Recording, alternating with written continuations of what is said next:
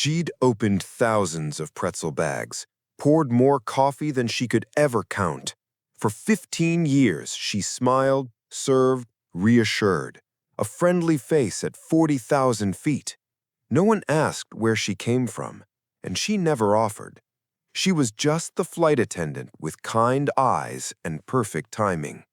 Until the moment both pilots collapsed mid-flight and a chilling silence filled the cockpit. That's when she dropped the serving tray and walked toward the flight deck like a ghost returning to a battlefield. You're watching the Storyscape, where ordinary faces hide extraordinary pasts. If you believe that real strength is silent and that some heroes wear aprons instead of armor, you're in the right place. Subscribe for more cinematic stories inspired by quiet power, second chances, and hidden identities. Now let's begin. 15 years in the sky had taught Dana Moore two unshakable truths. First, people always looked up when things started to go wrong. Second, no one ever looked at the flight attendants like they might be the ones holding the plane together. But Dana was used to that. Her job wasn't to be noticed, it was to notice everything else. From the moment passengers stepped onto Flight 918 from Denver to London, Dana's eyes were quietly scanning, gauging anxiety levels, identifying nervous flyers, cataloging any limp in a gait or tremor in a hand that might later spell trouble at 40,000 feet. To most, she was simply the senior flight attendant in row aft. Kind face, firm voice, ageless posture, the kind of woman you assumed had started flying right after the Wright brothers and had never once spilled a coffee cup in turbulence. She wore the uniform as if it had grown over her skin, every crease perfectly pressed, every motion rehearsed to the point of invisibility. But under the surface, she was more than even the captain knew. The crew for tonight's transatlantic flight was a standard mix. Captain Rourke and First Officer Benning, both ex-military, both stiff as pressed linen. Dana had flown with them before. They ran a tight cockpit, but never asked questions they didn't want answers to. The junior crew, Megan, Alex, and Jamal, were younger, efficient, friendly, and still carried that slight panic behind the eyes that came from not yet having seen what a true in-flight emergency could look like. Dana didn't blame them. She had once looked that way too. That was a long time ago. She started the evening the same way she always did, walking the aisle with the slow, steady rhythm of someone more surgeon than server. Passengers settled in around her. A tired mother with twins in 14C and D, a businessman already on his second whiskey and 2A, a couple heading to Paris on honeymoon, both glowing and half drunk on joy. Every so often, a passenger would glance up at her, vaguely recognizing a strength they couldn't name. A flash of curiosity in their eyes, then it would pass. After all, she was just the woman who handed out peanuts. What they didn't know, what they would never guess, was that beneath her pressed blazer, over her ribs, was a faded scar only visible in certain light, a memory from a world they couldn't imagine, etched onto skin that had once known war. The intercom crackled above. "Ladies and gentlemen, this is your captain. We've reached our cruising altitude of 40,000 feet. We'll be dimming the cabin lights for takeoff and landing. If you require additional lighting, the button is just above you. Thank you for flying with us tonight." The voice of Captain Rourke was calm, clipped, reassuring. But Dana's ears didn't just hear the message. They registered the pauses, the inflection, the edge tucked just beneath the words. He was tired. No, more than that. Distracted. She made a mental note. Later, back in the galley, Megan was fussing with the coffee dispenser. "The hot water line's being weird again," she muttered. "Honestly, sometimes I feel like this plane is held together with duct tape and caffeine." Dana smiled faintly. "That's not far off." Megan looked up, grinning. "You've been doing this forever. What's the worst thing you've ever seen on a flight?" Dana didn't answer right away. Her eyes shifted slightly toward the sealed cockpit door. The hum of the avionics, the pulse of pressurized air, and the nearly imperceptible vibration through the cabin floor, all of it formed a language she had long ago learned to read. She leaned in and spoke low. Worst thing isn't turbulence or drunk passengers. It's silence. Megan blinked. Silence. When something should be making noise and isn't. A moment passed. Megan half laughed, unsure whether it was a joke. Then, a soft chime. 3 tones. Dana stiffened, almost imperceptibly. That was the pilot to crew signal. Not standard, not emergency, but not routine either. She set down the coffee cup, checked her wrist instinctively, though there was no watch there, not anymore, and nodded once to Megan. Back in a moment, she walked down the aisle again, this time slower, eyes sharper. Her steps paused briefly by 5A. The man who had been sleeping now seemed flushed, a light sweat on his temple. She took it in without stopping. By the time she reached the cockpit door, she could feel it. Something had changed. It was subtle, the kind of thing most would dismiss as pressurization or jet lag. But Dana's body had lived in high-altitude zones long before commercial flights. It knew imbalance. She pressed the intercom at the door. "Cabin secure," she said evenly. No answer. She waited 3 seconds, pressed again. "Captain, it's Dana, cabin secure." Still nothing. A cold thread slid down her spine. Not fear. Not yet. Just a shift, like air thickening before a storm. Behind her, the passengers chuckled at an in-flight movie. Megan and Alex moved methodically through the service rows. No one else noticed the silence, but Dana did. She knocked once, sharply, on the cockpit door. Still nothing. Then, just as she raised her hand again, the door clicked. It opened 2 inches. No voice greeted her. No familiar bark from Captain Rourke. Just the smell of metal and sweat and something else. Something wrong. Dana didn't hesitate. She pushed the door open with her shoulder, and what she saw inside made her breath catch. Both pilots were slumped forward, motionless, and the plane was on autopilot. For now. She didn't scream, didn't gasp. She just stood there, and something old, something long buried in her spine activated. Her hands moved before her mind caught up. She took 1 step forward into the cockpit and closed the door behind her. The smell hit her first. It wasn't fire, not yet, but the air inside the cockpit had changed, thicker, sharper.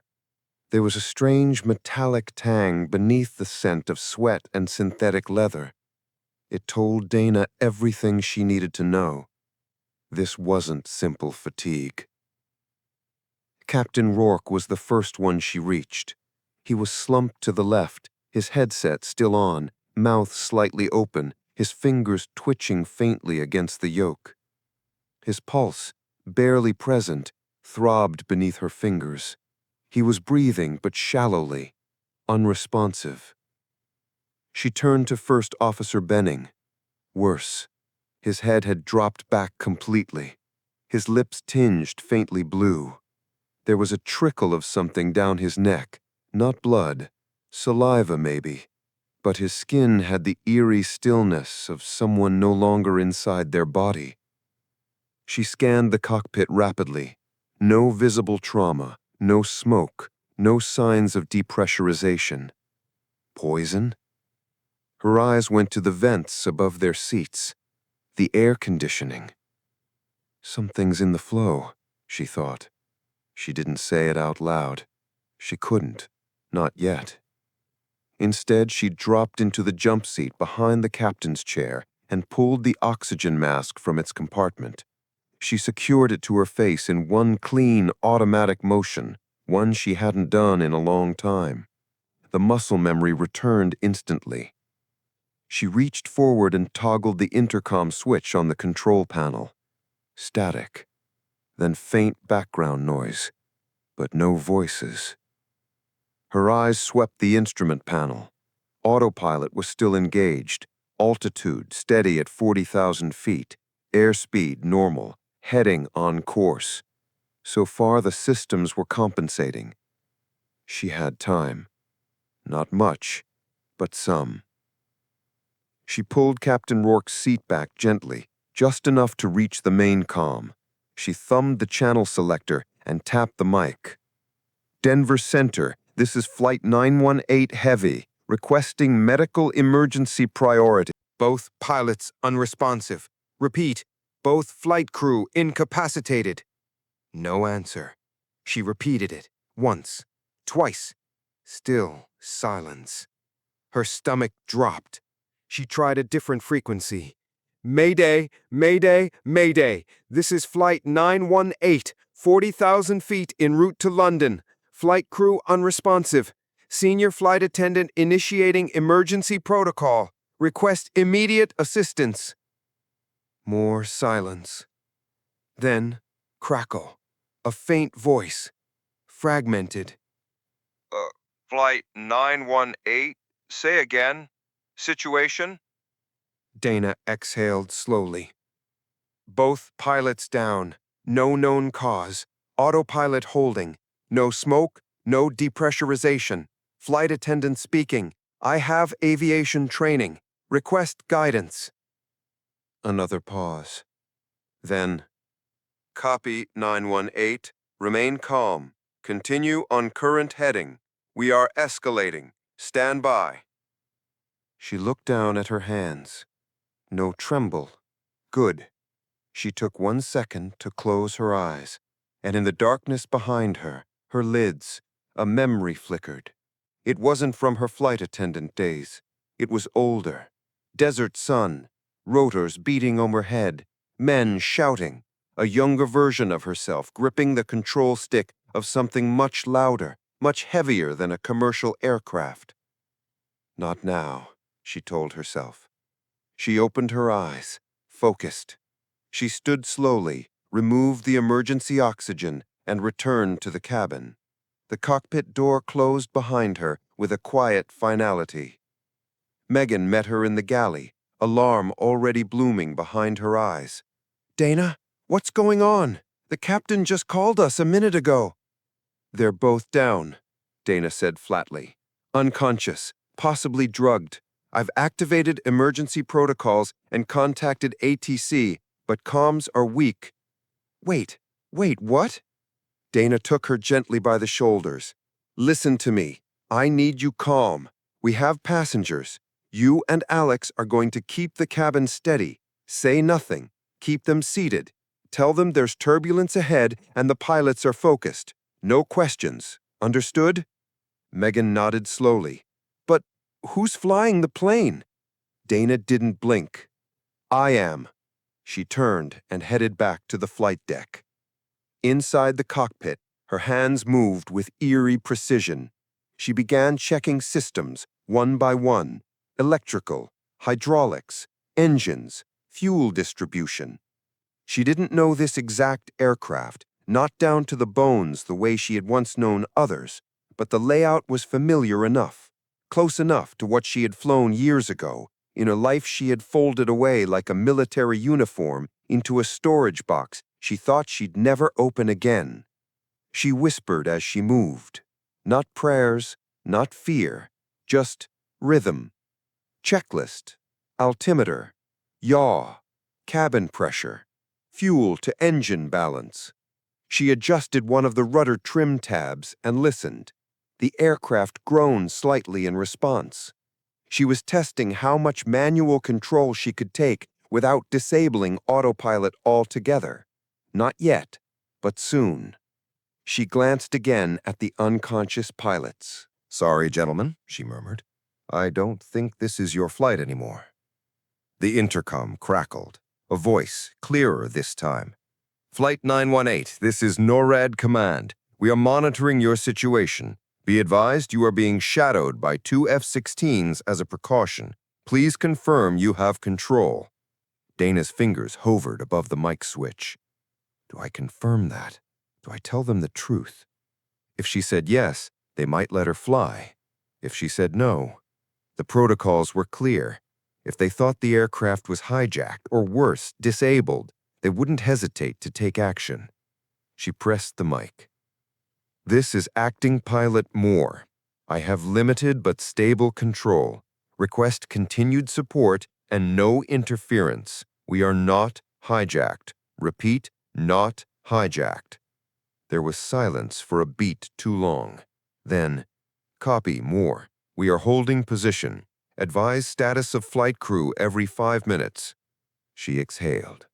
Dana's eyes flicked to the autopilot. She reached for the primary yoke, touched it lightly, the way you touch something sacred, something that once lived inside you and had been sleeping for too long. The plane responded. Just a fraction, but enough. Enough for her to remember. 23 years earlier, somewhere in a sunburned desert, she had been the only woman in a combat flight squadron, not because she was the best, but because she was the last one left standing after 3 downed aircraft and a target extraction gone wrong. They'd told her afterward that what she'd done with that helicopter, and later with the jet she wasn't even certified to fly, was impossible. But she had done it. Because when it came down to it, Dana Moore didn't fly with her hands. She flew with something deeper, something the military couldn't teach, something that didn't retire even when she did. She looked down at the control panel. Everything was still holding, but it wouldn't last. Something had knocked those men out cold, and if it was in the air system, then the rest of the cabin might already be at risk. She had to act. She flipped the PA switch and steadied her voice. This is Dana Moore. I'm speaking to you as acting pilot for Flight 918. We are experiencing a minor crew emergency and will be diverting to the nearest safe landing zone. I ask for your calm and cooperation. Remain seated, buckled, and trust that you are in capable hands. She clicked off, then whispered, God help me if I'm wrong. The sky outside darkened. Storm lights blinked ahead on the radar. The first drop of turbulence hit like a whisper of what was coming. And Dana Moore, who hadn't flown in almost 2 decades, tightened her grip on the yoke and prepared to take back the sky. The storm appeared on radar before it ever showed in the windows.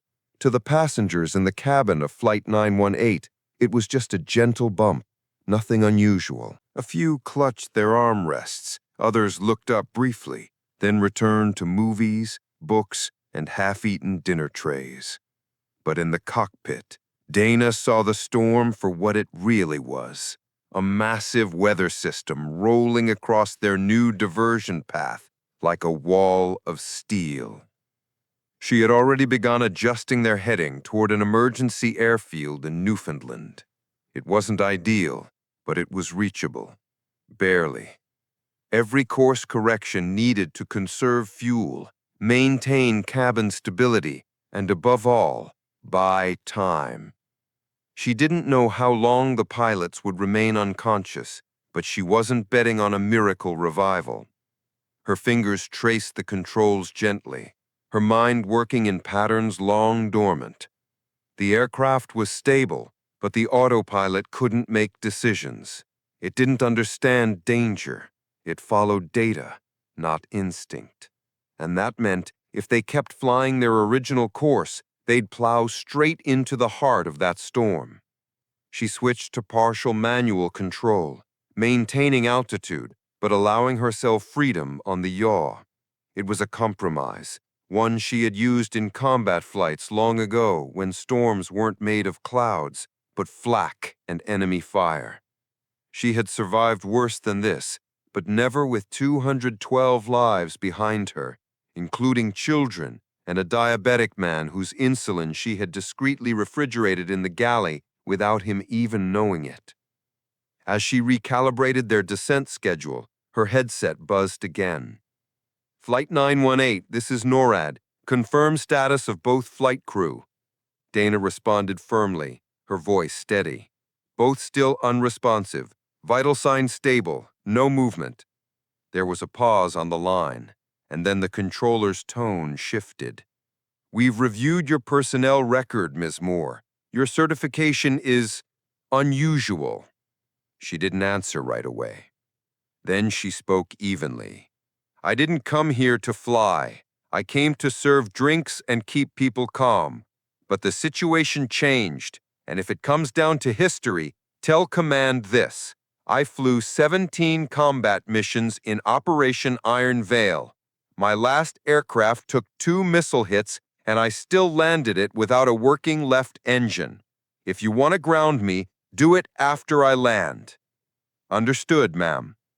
They didn't question her again. She adjusted the cabin altitude to prepare for an eventual descent and checked the oxygen flow levels throughout the aircraft. Whatever had knocked out the pilots hadn't spread, at least not yet. If the rest of the crew had been affected, someone would have collapsed by now. But there was no movement on the cabin cameras indicating distress. That was something. Still, something didn't add up. Her mind replayed the last hour, the faint smell in the cockpit, the lack of struggle, the timing. It wasn't mechanical.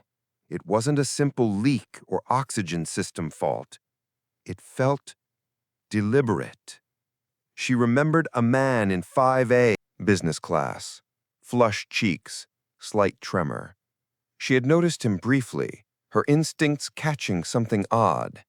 Now she wondered, was he patient zero or something worse?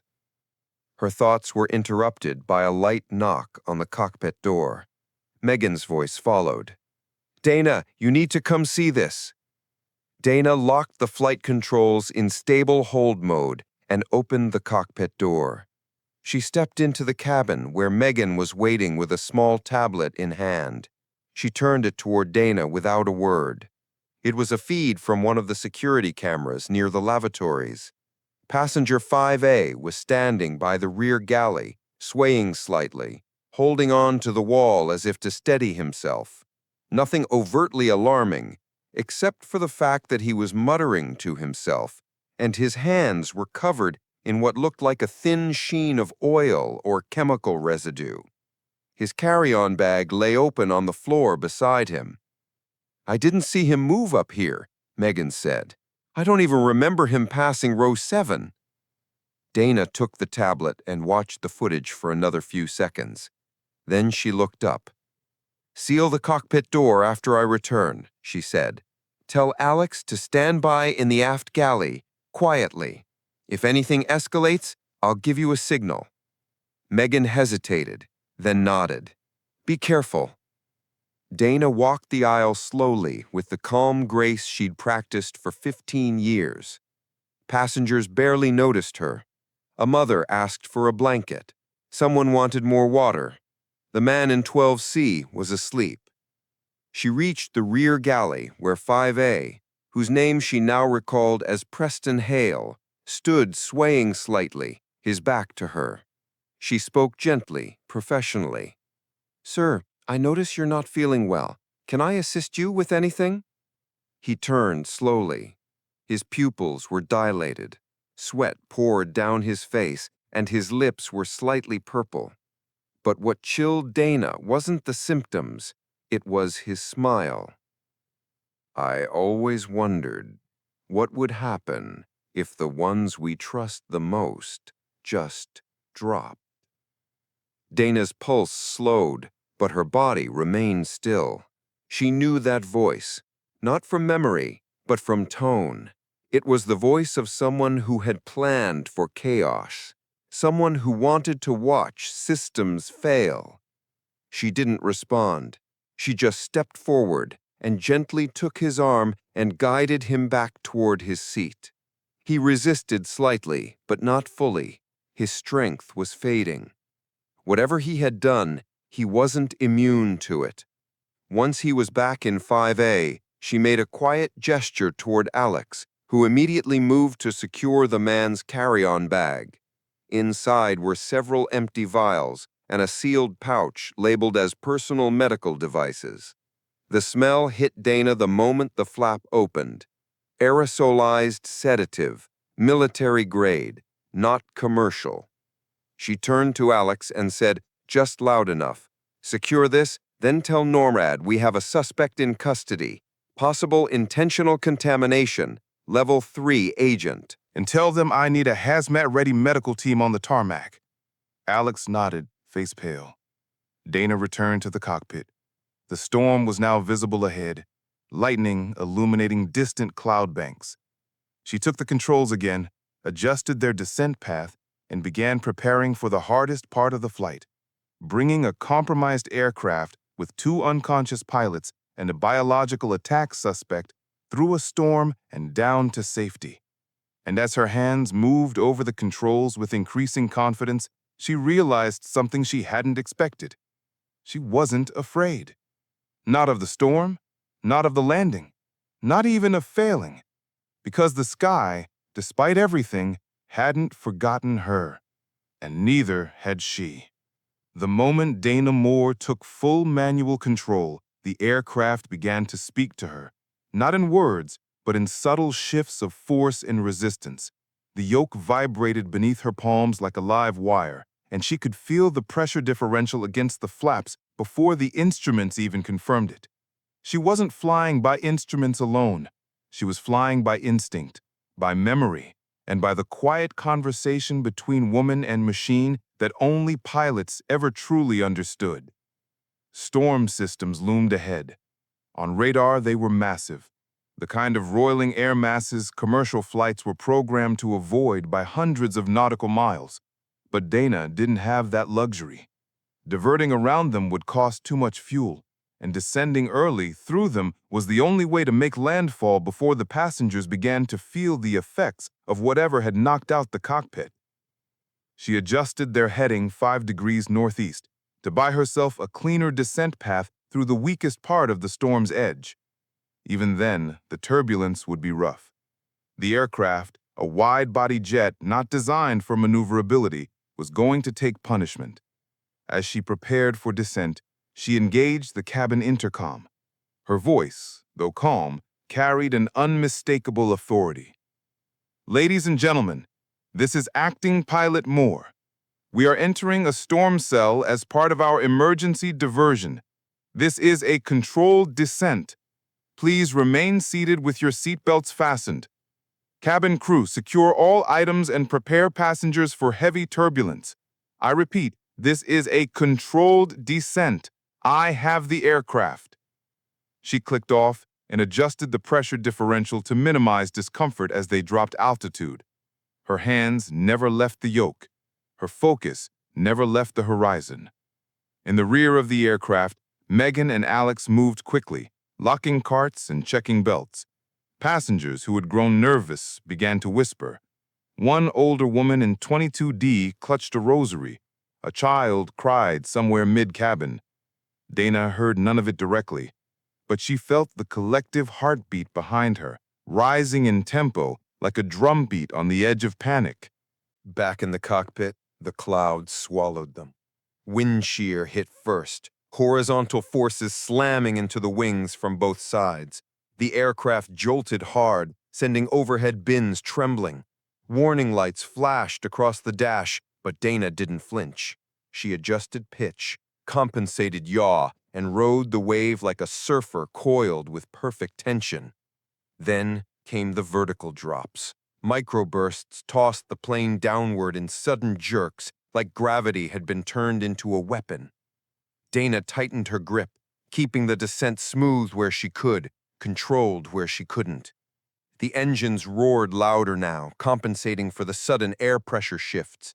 Lightning danced across the clouds outside, illuminating Dana's face with white pulses as if nature itself was trying to see who dared fly through its teeth. She leaned slightly to the right, watching fuel flow meters and engine temps like a hawk. Everything was holding, barely. Then, a sharp tone sounded from the secondary control panel. One of the backup hydraulics was dropping pressure. Dana toggled the display system. Hydraulic line B, responsible for flap response during descent, was lagging. The left wing wouldn't extend flaps fully without manual override.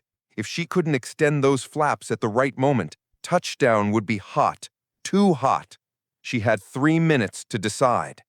212 souls behind her, including a suspected saboteur and 2 unconscious pilots. She didn't hesitate. Dana leaned forward, slid her left hand under the console panel, and released the manual flap control lever. It was stiff, likely hadn't been used in a decade. She braced her shoulder against the seat and pulled. The lever gave with a groan of protest, and the left flaps responded, a few seconds behind the right, but it was enough.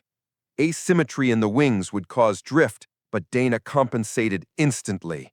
Her body adjusted before her mind did, like muscle and steel were sharing breath. On the radar, the coastline of Newfoundland came into view. St. John's emergency runway 4 was lit up like a lifeline in the darkness. Ground control was on frequency, offering final vectors and wind reports. Dana spoke calmly. St. John's Tower, this is Flight 918, 10 miles out. Final descent. Flaps full. Autopilot disengaged. Manual control. I need fire and medical on standby. Potential biohazard on board. 2 crew unconscious. Suspect in custody. The tower operator stammered, then recovered. Copy 918. Winds calm. You're clear for emergency landing. Ground crews are in position. Godspeed. She lined up the aircraft with the runway, checking crosswinds, stabilizer pitch, brake pressure. Altitude, 3,000 feet and dropping. Speed, too fast, but manageable. Visibility, poor, but she didn't need to see it all.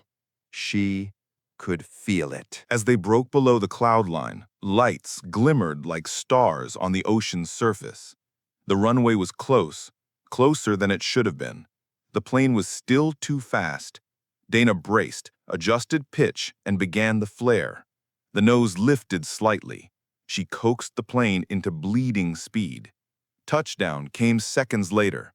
The wheels struck the tarmac hard, a brutal slam followed by a screeching roll. The left side pulled slightly from the earlier flap delay, but Dana adjusted with rudder and brake in perfect balance. Reverse thrusters deployed. The jet slowed more, and then it stopped. Dead center, runway 4. A silence fell over the aircraft like a held breath finally released. In the cabin, passengers began to cry, pray, and cheer, but Dana didn't hear them. She sat still for a moment, hands on the yoke, the entire weight of the flight pressing through her skin. Megan's voice came through the intercom. Dana, we're down. We're safe. The medics are boarding now. Dana slowly stood, turned to look at the 2 unconscious men behind her. She touched Captain Rourke's wrist again. His pulse was stronger. Then she exhaled and walked out of the cockpit into the cabin where fire crews and hazmat teams were already pouring in. But as the crowd looked at her, not a single passenger asked who she was. Not yet. They only saw the woman who landed the plane. The runway had gone still, but the aftermath had only just begun. Inside the aircraft, fire crews moved like ghosts in yellow suits, sweeping with biohazard sensors, speaking in clipped, coded terms over encrypted channels. Medical personnel boarded from the rear, pushing stretchers up the narrow aisle, their eyes locking on the collapsed pilots in the cockpit. One of them looked at Dana and paused, not with confusion, but recognition. He didn't say anything, just nodded and moved on. Passengers were being slowly evacuated, row by row, guided down the emergency stairs and onto waiting buses that would take them to quarantine stations at a nearby terminal. They didn't know why, not yet. But their silence was louder than panic. They had seen enough to obey without question. Dana stood near the front exit, watching every person step off the plane, not just to ensure calm, but to count. She counted all 212 as they passed. No one had died. Not on her watch. Megan approached quietly, holding a clipboard handed to her by airport staff. Her face was pale, her hands shaking. She looked at Dana as if seeing her for the first time. "What do I write down under pilot in command?" Dana took the clipboard, and for a moment her pen hovered over the blank line. Then, without a word, she handed it back, unsigned. A group of men in black jackets were waiting just beyond the mobile stairs, badges tucked away, but unmistakably federal. The kind that didn't ask questions unless they already had answers. One of them stepped forward as Dana descended the stairs. He was mid-40s, lean, with a scar that traced along the edge of his jawline like punctuation. "Ma'am," he said, "we'll need you to come with us. Standard debrief." "Of course," she said. Her voice never wavered. They led her across the tarmac, past the flashing lights of emergency vehicles, into an unmarked van with no windows. Inside was a bench, a table, and a small terminal already connected to an encrypted server. Dana sat down and waited. It didn't take long. The agent across from her began typing, clearly pulling records. Name, Dana Moore. Employee ID, verified. Flight attendant status, active. Military history, none. He frowned. He tried again, this time digging deeper. Clearance level redacted. Access denied. That got his attention. "Miss Moore," he said carefully, "your personnel file is incomplete." Dana said nothing. He leaned forward. "We've run every variation of your name through DoD and FAA archives. We even got someone at Langley to check the dustier drawers. The only mention we could find that matched your voice print was tied to an inactive file from a project labeled Sky Widow. Does that ring any bells?" Dana looked up, her gaze level. "No," she said. "And if it did, I doubt you'd be cleared to hear it." The man stared at her for a long time, then leaned back, exhaling. "Ma'am, I don't know who you are, but you just landed a fully loaded aircraft through a Category 3 storm with 0 crew after suspected sabotage and 2 unconscious pilots. The system says you're a flight attendant with CPR certification and a background in customer service. I don't buy that." "I didn't ask you to," she said softly. He nodded once. "Fair enough." There was a knock at the van door. Another agent leaned in and whispered something. The man across from Dana nodded and turned back. "You're free to go, for now, but you should expect a formal inquiry. The FAA is going to want to speak with you. So is the DoD, and probably a few people whose names don't appear on public payrolls." Dana stood. "Tell them to bring coffee. I've had a long night." As she stepped out of the van, dawn was breaking over the edge of the airfield. The sky had cleared, revealing soft hues of violet and gold across the horizon. A new day. She was walking back toward the main terminal when a voice called out from the shadows of a parked service vehicle. "You always did like to leave quietly." She froze. A man stepped out. Tall, civilian clothes, but the way he carried himself was unmistakable. Shoulders square, chin high, hands never far from balance. "Lieutenant Walker," Dana said, more observation than greeting. "You remember me," he said, with a grin. "I wasn't sure." "I remember the ones who didn't flinch when the sky burned," she said. They stood silently for a moment, old wars hanging between them like dust particles caught in rising light. "They're going to want to bring you back," he said finally. "I'm not coming back. Didn't think so. But you should know. They've reactivated your status. As of 20 minutes ago, Sky Widow is no longer marked dormant." Dana exhaled through her nose. "That name was never mine," she said. "No," he admitted. "But it was earned." She looked toward the horizon. The passengers were now inside, receiving care. The aircraft she had just landed was being towed away, already half covered in tarps and mystery. "I didn't do it for them," she said, nodding toward the terminal. "I know. I did it because the aircraft deserved to land." Walker looked at her, puzzled. She smiled faintly. "You forget. The machine matters too." She turned, walking toward the gate. He didn't stop her. The press conference happened without her. An airline spokesperson stood stiffly at a podium, flanked by hastily printed banners and a wall of blinking cameras. Behind them, a scrolling ticker read, "Miracle landing in Newfoundland. Investigation ongoing." Words like hero and unprecedented were used. The public was told the pilots had suffered from a sudden oxygen failure, a rare but known condition, and that the flight crew had acted in accordance with emergency protocol. Nowhere in that official story did the name Dana Moore appear. She was not interviewed. She was not photographed. And when passengers described the woman who had taken the controls, who had spoken with calm over the intercom while the sky fell apart around them, the media treated it like embellishment, an exaggeration of fear, an imagined protector, a ghost.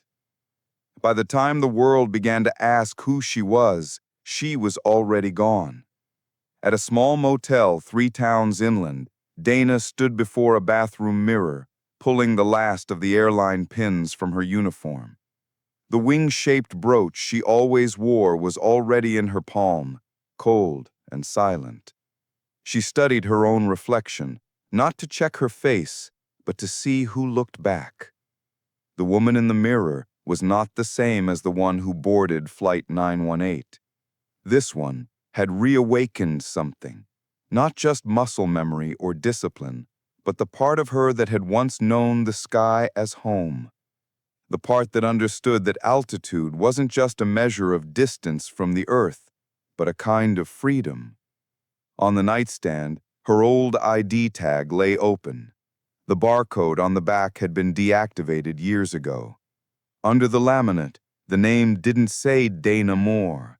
It said Wren Callahan, the real name.